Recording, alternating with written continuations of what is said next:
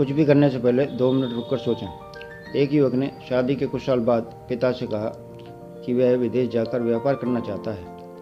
पिता ने उसकी मंजूरी दे दी। युवक अपने माँ बाप और गर्भवती पत्नी को छोड़कर व्यापार करने विदेश चला गया। उसने विदेश में बहुत मेहनत की और बहुत धन कमाया और बहुत बड़ा अमीर शेठ बन गया। लगभग 15 वर्ष धन कमाने में बीत गए तो उसे वापस घर लौटने की इच्छा हुई। पत्नी को पत्र लिखकर उसने आने की सूचना दी और जहाज में बैठ गया। वह सेठ कुछ दिनों बाद अपने नगर पहुंचा। नगर के एक चौराहे पर उसने देखा कि एक व्यक्ति एक बोर्ड के साथ खड़ा है। उस बोर्ड पर उसने लिख रखा था, बेशकीमती ज्ञान के सूत्र।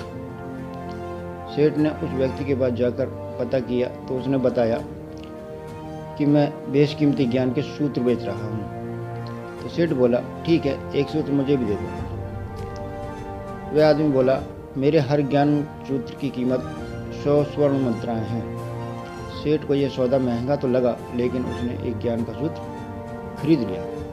उस व्यक्ति ने सेठ को ज्ञान का सूत्र दिया, कोई भी कार्य करने से पहले 2 मिनट रुककर सोच लेना। सेठ ने यह सूत्र अपनी डायरी में लिख लिया। सेठ को अब अपने घर पहुंचते पहुंचते रात हो गई।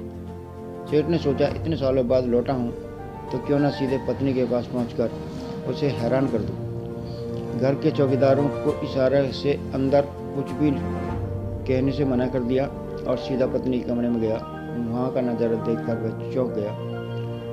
उसने देखा कि उसकी पत्नी के पास एक युवक सोया हुआ था। यह देखकर सेठ गुस्से से पागल हो गया। वह सोचने लगा कि मैं परदेश में इसकी चिंता करता तक रहा और यह यहाँ अन्य पुरुष के साथ सो रही है। आज मैं इन दोनों को जिंदा नहीं छोड़ूंगा। उसने गुस्से में उससे अपनी तलवार निकालकर दोनों पर वार करने ही वाला था। इतने में उसे 100 स्वर्ण मुद्राओं के बदले में ज्ञान सूत्र खरीदा था उसकी याद आ गई कि कुछ भी करने से पहले 2 मिनट सोच लेना।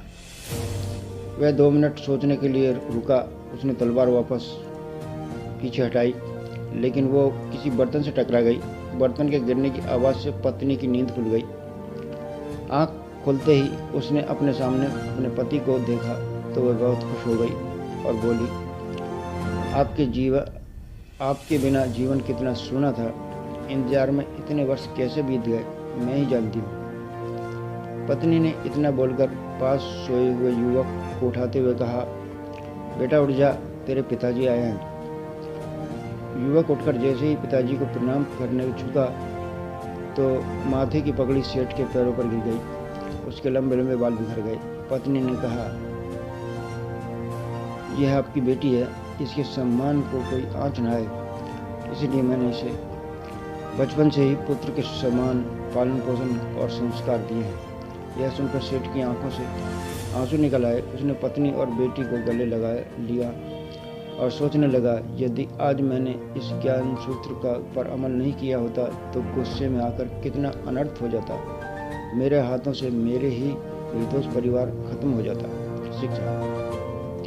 दोस्तों, इस कहानी से हमें यह शिक्षा मिलती है कि जल्दबाजी में आकर कोई भी फैसला न लें, क्योंकि हम जब गुस्से में होते हैं तो हमें अच्छे बुरे का ख्याल नहीं रहता।